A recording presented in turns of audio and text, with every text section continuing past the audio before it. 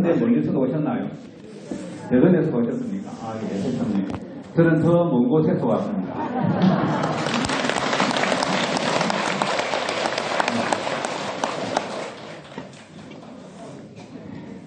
그 김에는 보니까 이제 등이 아주 예쁘게 잘 달려있네요. 빨간색 등이 달려있는데 작년에는 무슨 색이 있는지 기억하세요? 네? 분홍색, 핑크색도 있죠. 작년에는 이제 그 핑크색을 단 이유는 부처님께서 이제 방광을 하실 때 군데군데 몸에서 나오는 그 빛 색깔이 다르다고 했잖아요. 그래서 분홍색 빛은 어디서 나오는 빛이라고 하던가요? 입에서 진달래색 빛이 나온다고 했죠. 근데 올해 이제 빨간색으로 등을 단 거는 나름대로 의미가 이제 있는 것 같아요. 태사부님께서 말씀하시기를 빨간색은 이제 완성을 의미한다 그렇게 하셨거든요. 과일 익으면 거의 대부분 다 빨간색으로 많이 변하잖아요. 그래서 이게 완성을 뜻하기도 하고 또 다른 하나의 의미는 이제 승리를 뜻한다고 합니다.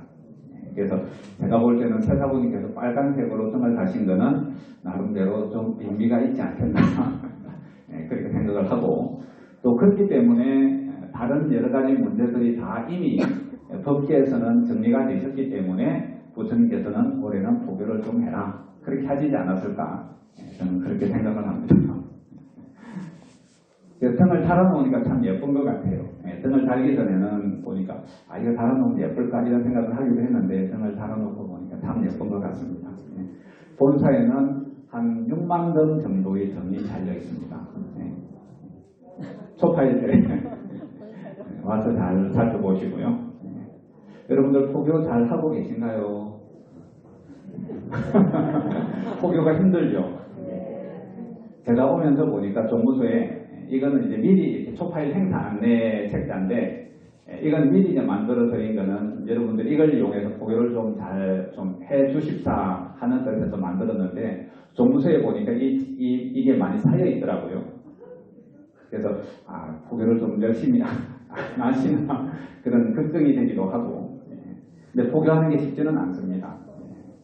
포교라고 하는 것은 여러분들 건강경에 읽어보면 건강경을 수지독송하고 위타임설하는 공덕이 여러 종류로 설명이 되어 있지만은 삼선대선 세계의 칠보를 가득 채워서 보시한 그 공덕보다 더 뛰어나다, 일일성자를 쓰잖아요. 더 수성하다, 더 뛰어나다, 더 크다는 의미도 이제 가지고 있지만 그만큼 이제 건강경을 수지독송하는 것은 이제 건강경의 뜻을 내가 이해하고 체득하고 그것을 실천하는 것이고, 그다음에 위타임설 하는 것은 이제 건강경의 부처님의 가르침을 다른 사람한테 알리는 거잖아요. 그게 바로 이제 포교입니다. 그래서 포교의 공덕이 그만큼 크다는 거죠. 그래서 건강경의 가르침을 알리는 그런 위타임설 하는 공덕이나 부처님의 연불정법을 알리는 거랑 똑같은 겁니다.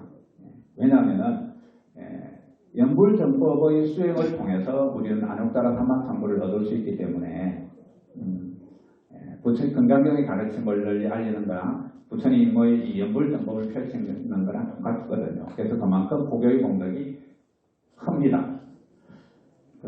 아미타경에 보면은 여러분들 미타제일 가시기도 하고 또 집에서 아미타 부처님 공부하시는 분도 계시겠지만 그런 말이 있어요. 사리부라, 부처님께서 말씀하시기를 사리부라 불가이 소선근 목적 인연으로 덕생피국이라. 조그마한 성근과 복덕의 인연으로는 그 나라에 다 날 수가 없느니라. 그러면 큰 성근공덕을 해야 된다는 얘기잖아요. 큰 성근공덕이 뭐냐 하면 부처님께 짓는 성근공덕을 말합니다. 불사에 동참하거나 포교를 부지런히 하거나 아니면은 자원봉사를 부처님의 상에 와서 자원봉사를 열심히 하거나 또 그 외에 이제 부처님과의 인연으로 짓는 그런 선근이 큰 성근공덕이에요.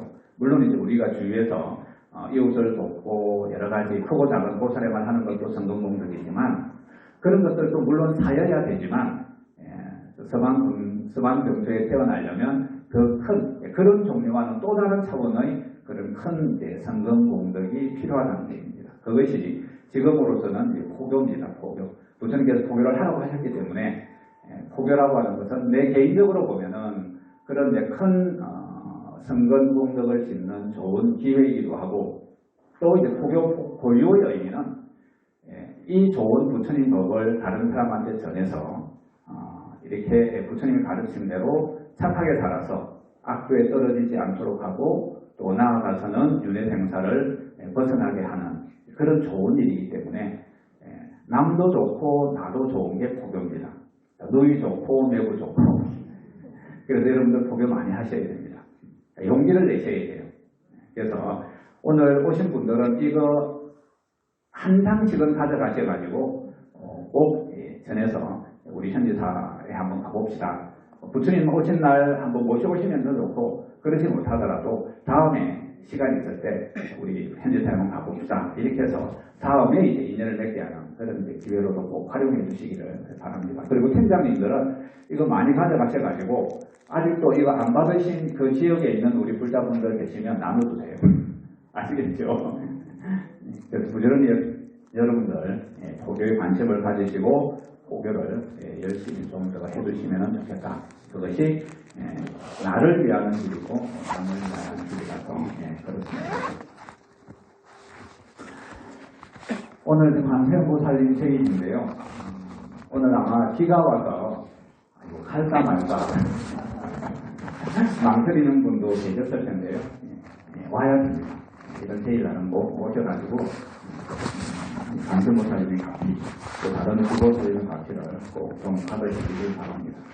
제가 이제 이 관세음보살님 오늘 복음품을 읽으면서 여러분들이 이제 다들 뭐 신심이 다 장하시지만은 하나 좀 물어보고 싶은 마음이 생겨요.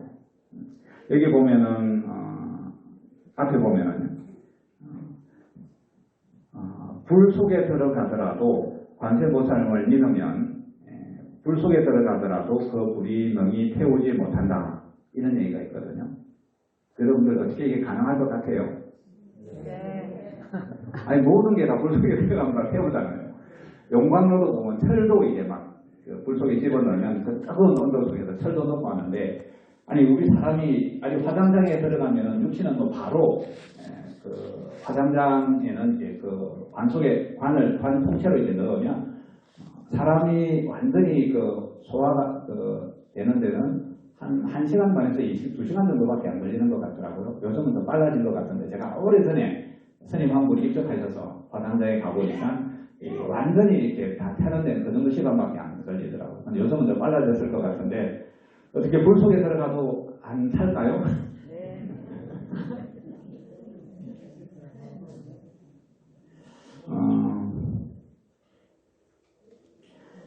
10페이지 이런 얘기가 있습니다. 약구유인, 임상기해, 신관세음보살명자, 피소집도당, 신단단계 이것을 잘 읽어보면요. 또 어떤 사람이 해를 입게 되었을지라도 관세음보살의 이름을 부르면 그들이 가진 칼이나 몽둥이가 조각조각 부서져서 능히 벗어나게 될 것이며 이런 얘기가 있고요. 그 다음에 30페이지에 보면은 계속 나오는 부분에 이런 얘기가 있습니다. 혹조완난고 임형욕수종 영피관음력 도심단단계 한글로 풀이를 해볼게요. 나라법에 걸려들어 형벌을 받아 죽게 되어도 관세음보살을 생각하는 그 힘으로 칼날이 조각조각 부서지리다. 이것도 가능할까요? 네. 자, 모든 분들이 다 대답을 안 하시네요. 그래서 여러분들 이 책 안에 보면, 책 뒤에 보면은 영음담이 있습니다. 그래서 영음담을 여러분들 다 읽어보셨나요? 네. 읽어보셨겠지만 안 읽어보신 분도 계실 겁니다. 그래서 제가 한 번 더 여러분들에게 좀 신심이 더 나라고 이건 한번 읽어드리려고 하거든요. 칼날이 이제 부러지리다라고 했던 이 관세음보살 본품의 내용이 그 내용이 사실이라고 증명하는 얘기가 있습니다. 여러분들 혹시 고왕경이라는 얘기 들어보셨나요? 고왕경. 이거는 이제 워낙 이 그 경전은 원래 이제 그 구전으로 많이 전해져 와서 사람들이 많이 독송해서 가피를 받는 그런 이제 경전인데, 관세음보살님 경전인데, 정식으로 대장경에 등록되어 있거나 그러진 않습니다. 근데 이 고안경이 어떻게 유래가 됐는가 하면, 중국에 북이라는 나라가 있었습니다. 한 나라가 망하고 위초고 삼국시대, 삼국지 있잖아요. 그 삼국시대 때 통일한 나라가 이제 진나라입니다. 진나라. 진시황 할 때 그 진나라는 이제 한 나라 앞에 진나라고, 요 진나라는 뒤에 이제 진나라인데, 삼국을 통일하고 이 진나라가 다시 또 금방 망해가지고, 북쪽에는, 중국의 북쪽에는 이제 만리장성 너머에 있는 오랑캐들이 쳐들어와서 여러 가지 나라들을 세우고, 중국의 진나라는 밑으로 내려가가지고 또 있어서 이 시대를 남북조 시대라고 하는데, 이때 이제 북이라는 나라가, 성비족이 세운, 오랑캐족이 세운 나라가 북이라는 나라가 있었는데, 이 북이라는 나라가 오랫동안 중국 북쪽 지역을 이렇게 이제 왕조를 세워서 있었거든요.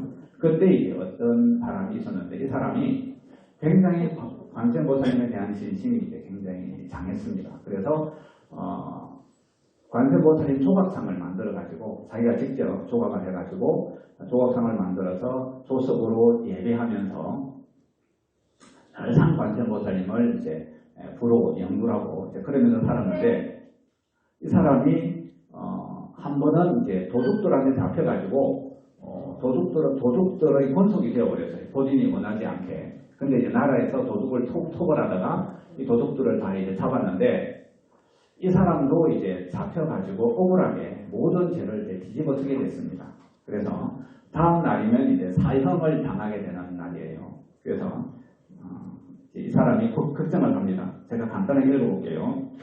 중국 북위 연간에 정주에 모사로 있는 송경덕이라는 사람이 군역에 있을 때부터 관세음보살상을 조성해서 모셔놓고 날마다 예견하기를 지극정성으로 하였다. 그러던 어느 날 도적에게 잡혀서 고초를 당하고 거짓 항복을 했다. 그런데 나라에서 도적을 정벌할 때 사로잡혀서 죄를 뒤집어쓰고 사형을 당하게 되었다. 이튿날 사형이 집행되려 하자 그의 눈에는 눈물이 비 오듯이 흘렀다. 눈물을 흘리면서 서원하기를, 지금 내가 억울한 죽음을 당하는 것은 아마도 과거생에 다른 사람을 억울하게 죽인 때문일 것이니 원컨대 그 빛을 모두 다 갚기를 바랍니다. 고 하고 다시 서원하기를, 모든 중생들이 갖고 있는 억울한 재앙을 제자가 대신 받게 하소서 하고 관세음보살님께 서원하였다. 그날 밤 꿈에 한 스님이 나타나서 이르기를, 몇 구절의 개송을 읽어주고는 외우라 하고 1000번을 외우면 죽을 백을 면할 수 있으리라 하였다. 그 이튿날 형리가 송경덕을 묶어서 형장으로 데리고 나갈 때까지 계속 외웠고, 형벌을 받을 때 마침 1000번이 다 되었다. 형벌을 집행하는 형리가 칼로 목을 치니 웬일인지 칼이 두동강이 나서 부러지고 살갗은 조금도 상한 데가 없었다. 칼을 3시나 바꾸어서 집행을 했으나 여전히 부러짐으로 할 수 없이 사형 집행을 중단하고 말았다. 담당 관리가 그 사실을 나라에 보고하니 재상이던 고환이라는 사람이 진상을 조사하게 했다. 진상을 조사해 보니까 이 사람이 사형을 당할 만한 일이 없었다라는 것을 확인하고 이 송경덕의 죄를 사면해 주었다. 송경덕이 풀려나와서 집으로 돌아와서 그가 조성해 놓고 모시던 관음상을 살펴보니 목에 칼자국이 3군데나 나 있는지라 매우 감격하여 눈물을 흘렸다. 재상 고환도 또한 이 일을 관세음보살의 가피로 여기고 이 경을 많이 써서 온 나라에 반포하였으므로 그의 이름을 따서 고환경 혹은 고환관세음경이라고 하였다. 이제 이 고환경이라고 하는 것은 그 나라 재상으로 있던 이 재상이면서 이 사람이 왕이었어요. 그러니까 황제가 있고 중국은 이제 밑에 또 왕들이 많잖아요. 그래서 왕이면서 재상이었는데 이 사람이 이거는 정말 관세음보살님이 이렇게 진짜 큰 가피를 베푼 일이다 라고 해갖고, 이거는 모두 우리 백성들이 모두 외워가지고 관세음보살님의 가피를 받게 해야 되겠다 해서 이렇게 이것을 이제 나라에 전부 다 배포를 한 거예요. 그래서 이제 많은 사람들이 알게 되었고, 이 사실은 워낙 큰 유명한 사건이라서 나라의 역사책으로 기록이 되어 있어요. 그래서 이제 북사라고 하는 그런 역사책에도 이 일이 기록되어 있고, 위서, 북위의 역사를 다룬 위서라는 책에도 이 일이 기록되어 있습니다. 근데 이 역사서에는 이름이 송경덕이가 아니고 노경유라는 이름으로 기록되어 있어요. 요거는 이제 송경덕이라고 하는 이름은 이제 불교 쪽에 있는 여러 가지 책, 개원습교록이라든지 고성전이라든지 이런 여러 가지 책에는 이제 송경덕이라는 이름으로 기록되어 있습니다. 송경덕이라는 이름으로 이 사례를 소개했는데, 그래서 이분이 참 그 관세음보살님을 염하고 그렇게 관세음보살님을 생각하면서 관세음보살님 가르침대로 살려고 애를 썼기 때문에 이런 억울한 일을 당했을 때 목에 칼이 사형집행을 당해도 그 칼이 동강동강 나버렸다는 거. 앞에 그 얘기가 나오잖아요. 관세음보살님 믿고 따르면 목에 몽둥이나 칼이 동강동강 나게 된다. 그 말이 조금도 거짓이 아니라는 사례를 이 증명하고 있는 거죠. 그래서 이것은 이제 굉장히 유명한, 중국에서 유명한 사건이라서 관세음보살님이 정말 계시고 이렇게 관세음보살님의 위실력을 이렇게 우리가 받게 되는구나 라고 하는 것을 많은 사람들에게 다 대각인시켜준 굉장히 유명한 그런 사건입니다. 그래서 그때 꿈속에서 그 스님이, 관세음보살님은 화신이겠죠. 그 스님이 이제 가르쳐주는 내용이 뭐냐면 관세음, 나무불, 유불유인, 유불유연, 불법성년, 산나가정, 조념관세음, 모념관세음, 염념종신기, 염념분리심, 이런 얘기입니다. 무슨 말인지는 모르겠죠. 예. 제가 생각할 때는 이게 굉장히 다양한 뜻으로 해석될 수가 있어요. 근데 제가 생각할 때는 우리의 입장에서 해석을 하자면 관세음보살님께 기이합니다. 부처님께 기이합니다. 부처님과 인연을 맺고 불법성 삼보와 인연을 맺어서 상락아정의 해탈에 이르고자 하면 아침으로도 관세음보살을 염하고 저녁으로도 관세음보살을 염하고 염념종신기, 생각마다 관세음보살님을 떠올리고 염념분리심, 생각마다 관세음보살님을 잊지 말아라. 여러분들 금강경 공부 잘하고 있나요? 또 이제 관세음보살님 공부하고 계시는 분들이 계실 텐데, 이제 금강경 읽고 또 참여 발언하고 이제 연구를 하잖아요. 염념종신기, 염념분리심이 되나요? 잘 안 되죠. 예. 그래서 이게 고민하시는 분들이 많더라고요. 스님, 어떻게 연구를 할 때 좀 번뇌가 안 일어나고 좀 일념이 될 수 있겠습니까? 다른 방법이 없는 것 같아요. 다만 간절한 마음으로 하고 또 하면 이게 됩니다. 되어서 입으로는 연구하고 마음으로는 건강관자 바람이 돼요. 원주에 계시는 한 불자분이 10년 전에 저한테 그런 고민을 여러 번 얘기했는데 요새 물어보면 요즘 잘 됩니다. 그래요. 여러분들도 하면 문화가 다 됩니다. 아시겠죠? 자, 그 다음에 또 하나의 사례를 가피담을 소개해 드릴게요. 여기는 우리 현지사 우리 불자분의 가피담인데, 대구에 오신 분들도 계실 텐데, 대구에 보면 박모모 선녀인이라는 분이 연세가 지극하신 분이 계세요. 제가 그분한테 오늘 이 얘기를 제가 말씀드리겠습니다라고 허락을 안 얻었기 때문에 제가 이름을 석자에 말씀드리지는 못하고 박모모 선녀인입니다. 그분 딸이 이제 가피담이에요. 간음태교로 이제 아들을 얻은 그 가피담인데, 제가 읽어드릴게요. 대구에 사는 한 선녀인의 관음태교 이야기이다. 이 선녀인은 첫째 아이를 낳고 둘째 아이를 계획하고 있다가 관음태교를 만나자 눈이 번쩍 떠있다. 관세음보살님에 대한 진심이 있었기 때문에 바로 관음태교를 시작했다. 그리고는 얼마 후 임신을 했는데 첫째가 딸이라서 둘째는 아들이었으면 좋겠다고 생각을 했다. 형편상 시간을 정해놓고 관세음보살 공부를 빌고 연구를 하는 방식으로는 하지 못하고 그저 사정에 따라서, 형편에 따라서 시간이 나는 대로 배를 만지면서 관세음보살님께 발언하고 관세음보살님을 연구를 하였다. 다만 간절한 마음과 간절한 믿음으로 하였다. 자신은 자랄 때 별로 행복하지 못하였기 때문에 모든 엄마가 그렇듯이 아이만은 행복하게 잘 자라서 훌륭한 사람이 되기를 바라는 마음이 간절했다. 그래서 아이를 위해 관세음보살님께 좋은 발언을 많이 했다. 이 선녀인은 무엇보다 불심이 깊은 아이를 발언했다. 그 다음 외모가 출중하고 지혜 총명한 아이, 많은 사람들에게 도움을 줄 수 있는 아이를 보내달라고 발언을 했다. 또 엄마로서 아이를 잘 키우겠다는 다짐도 관세음보살님께 했다. 관음태교를 한 엄마들이 대부분 그렇듯이 입덧도 거의 없었고 임신기간을 순조롭게 지낸 편이었지만 그러나 임신 초기에는 관세음보살님께 기도를 하려고 하면 잡념이 많이 떠오르고 몸도 급속도로 쇠약해서 고생을 많이 했다. 그래도 진심이 있었으므로 무난하게 극복할 수 있었다. 돌이켜보면 관세음보살님의 가피로 큰 업장의 상을 넘었다는 생각이 들었다. 임신기간 중에는 아이를 위해서 현지사에서 전도제를 지내주었다. 그리고 출산을 앞두고 석가모니 부처님과 관세음보살님께 정성을 다해 공양을 올렸다. 관음태교 기간 동안 오로지 관세음보살님께 의지하면서 아이를 위해 엄마로서 할 수 있는 최선을 다했다. 그리고 마지막 달 정기검진 때 초음파 검사를 했다. 그런데 의사가 이 아이는 뱃속에서도 요가를 하고 있네요 하였다. 화면을 보니 태아가 가부좌를 하고 합장하고 있는 모습이 선명하게 보였다. 아이는 엄마는 너무나 신기하였고 마음속에서 큰 환희심이 일어나서 건강하게 자라준 아이가 고마웠고 또 관세음보살님께도 감사한 마음뿐이었다. 드디어 2011년 3월 아이를 낳았다. 노산이라서 걱정이 되었지만 순산하였다. 태어난 아기는 원했던 대로 건강하고 잘생긴 남자아이였다. 아이는 성격이 부드럽고 원만하여 자라면서 엄마를 한 번도 힘들게 한 적이 없었다.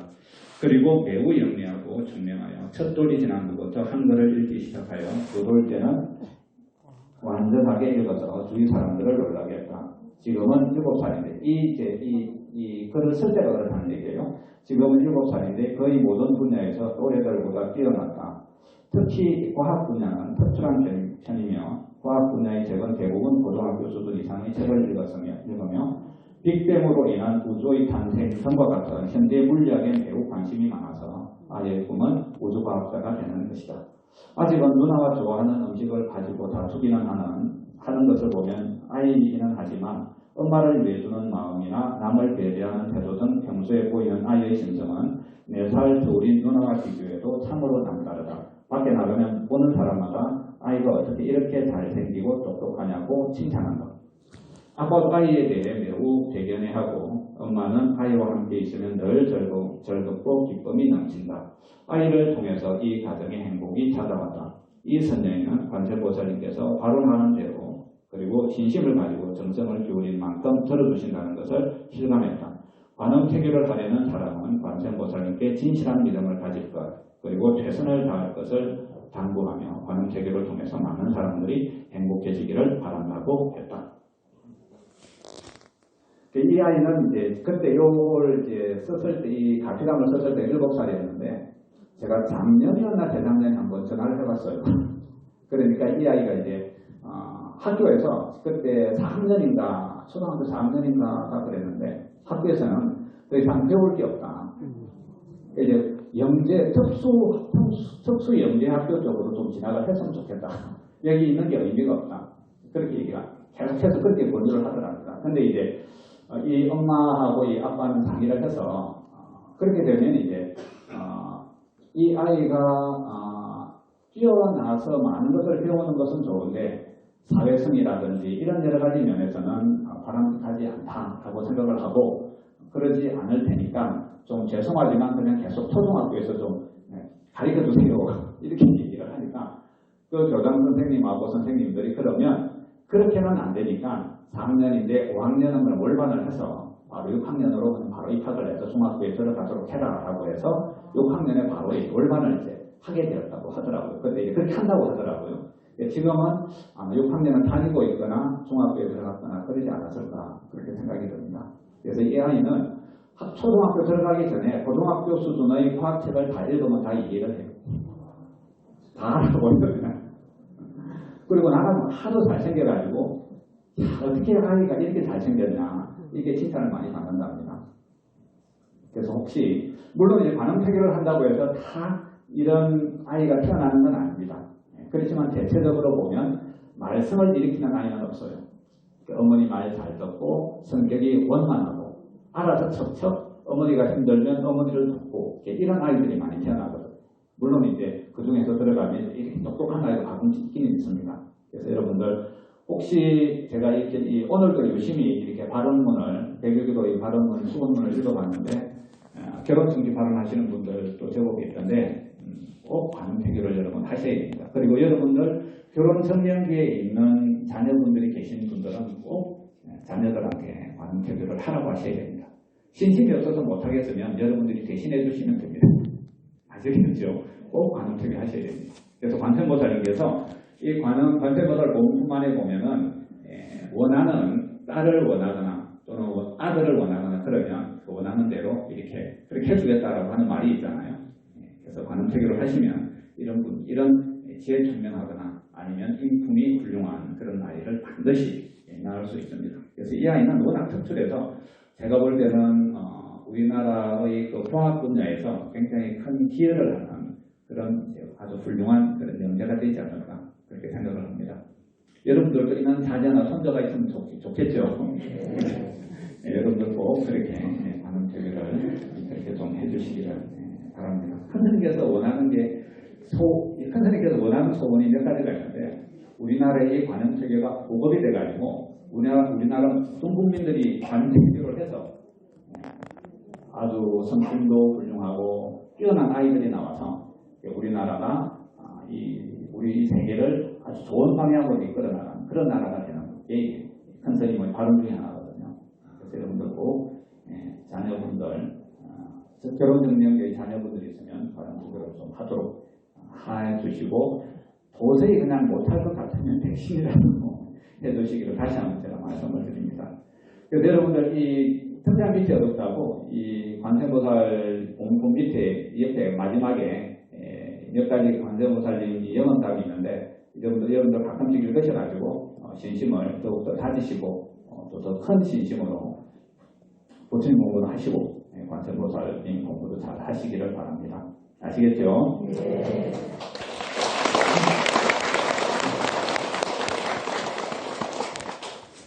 오늘 관세음보살님 세일인데요. 관세음보살님이 이 사바세계에 오시면 거주하는 공간이 있습니다. 그거를 화엄경에서는 화엄경 입법계 보면은 포탈라카산이라고 해요. 포탈라카산. 포탈라카라고 하는 말은 흰꽃이라는 뜻이라고 합니다. 흰꽃. 그래서 관세음보살님이 머무는 곳에는 각종의 과실나무들이 분성하고 또 각종의 꽃들이 많은데 그 중에서 흰 꽃이 아주 많다고 합니다. 근데 지금 포탈라카산은 우리 눈에는 안 보여요. 근데 이제 그 포탈라카산을 본떠서 이제 우리나라에는 관세음보살님의 주처가 이제 군대 있잖아요. 그래서 그 강원도 낙산사 홍련암은 이제 의상대사가 관세음보살님을 칭견했던 곳이고 홍련암이 있는 절기름이 낙산사잖아요. 그래서 이제 낙산이 포탈라카라는 말을 줄인 말입니다. 그래서 낙산, 포탈라카, 산자는 그대로 오고 포탈라카를 이제 낙으로 그냥 한자로 줄인 거죠. 그래서 낙산, 포탈라카산에 있는 들이다라고 해서 낙산사라고 얘기를 하고요.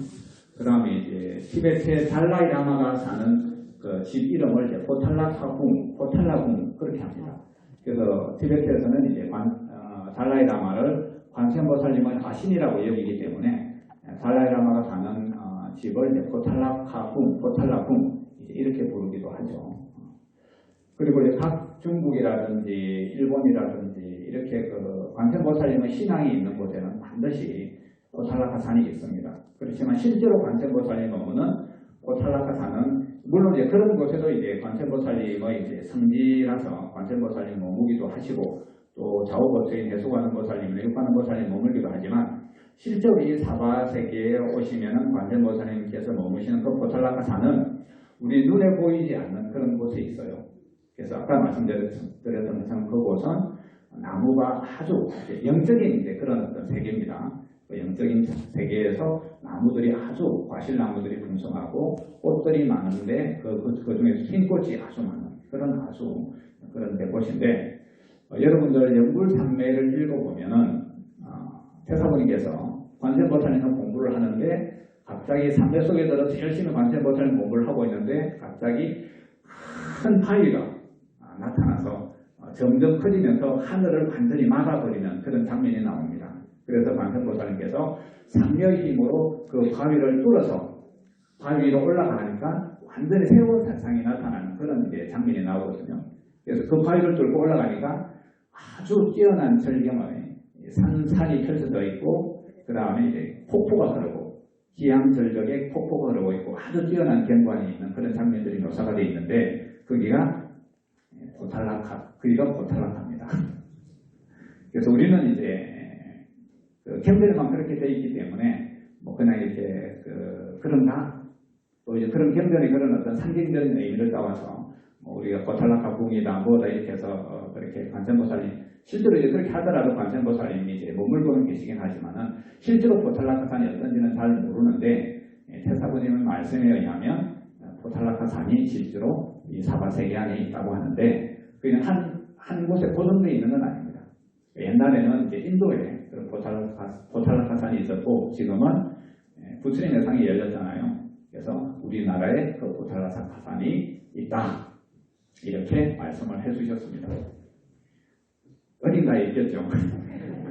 어딘가에 있는데 제가 그것까지는 말씀을 제가 드리기는 좀 그렇고 그래서 관세음보살님 열심히 연구를 하시고 발언하시고 관세음보살님은 세속적인 소원을 이루어지기를 소원하신 분이에요. 지상보살님도 이제 물론 그렇긴 하지만은 그 중에서도 지상보살님은 삼합조 중생을 이제 구제하고자 하는 것이 당신의 원력이라고 하면 관세음보살님께서는 이 사바세계 남성부도 사바세계에 사시는 중생들의 세속적인 그런 고충들을 해결해 주시는 것이 당신의 서원이기 때문에 어려운 일들이 있을 때는 관세음보살님께 어머니한테 매달리듯이 어린아이가 어머니한테 매달리듯이 관세음보살님께 매달리면 원하는 소원을 이룰 수 있고 또 내 선근이 또는 내 정성이 내 진심이 그게 미치지 못하면 그래서 바로는 소원이 이루어지지 못한다고 하더라도 끊임없이 관세음보살님을 믿고 따르다 보면 그것이 언젠가는 이루어지는 것은 분명합니다. 여기 이제 그런 뒤에 있는 이 영험단 몇 가지가 그런 것을 증명하고 있거든요. 그래서 여러분들 절대로 신심에서 물러나지 말고 부지런히 정진해 나갔으면 좋겠다라고 하는 당부를 이제 드립니다. 그런데 관세음보살님은 이렇게 우리 세속적인 소원을 여러분들한테 들어주는 그런 소원을 이제 세우셨지만 이것이 관세음보살님의 목표가 아닙니다. 다만 이것은 방편일 뿐이에요. 관세음보살님은 아미타 부처님의 좌보처시잖아요. 그래서 여러분들이 이런 관세음보살님을 믿고 따르고 연불한 이런 인연으로 세속적인 소원을 성취하는 것을 인연으로 해서 어서 세속 이 윤회생사를 벗어나는 그런 이제 길들로 들어가기를 원하십니다. 그래서 윤회생사를 벗어나서 아라한이 되고 정토보살이 되는 것을 원하시기 때문에 단순하게 세속적인 소원만을 위해서 매달리시지 말고 좀 더 큰 뜻을 일으켜서 윤회생사를 벗어나는 그런 원들을 일으켜서 서방정토에 내가 꼭 태어나겠다. 서방정토에 왕생하는 정토보살이 되겠다라고 하는 원을 꼭 잊지 말고 세우시기를 당부를 드립니다. 그렇게 하고 계시죠? 네. 안 그러신 분도 들어 계신 것 같아요. 안 그러신 분은 꼭 그런 원을 세우시기를 바랍니다. 그래서 여러분들 꼭 정토에 가서 오늘 여기 오신 분들은 한 분도 빠짐없이 정토에서 저랑 얼굴을 마주 대하면서 오늘 있었던 옛날 인연을 얘기하는 그런 즐거운 날이 오기를 기원합니다. 이상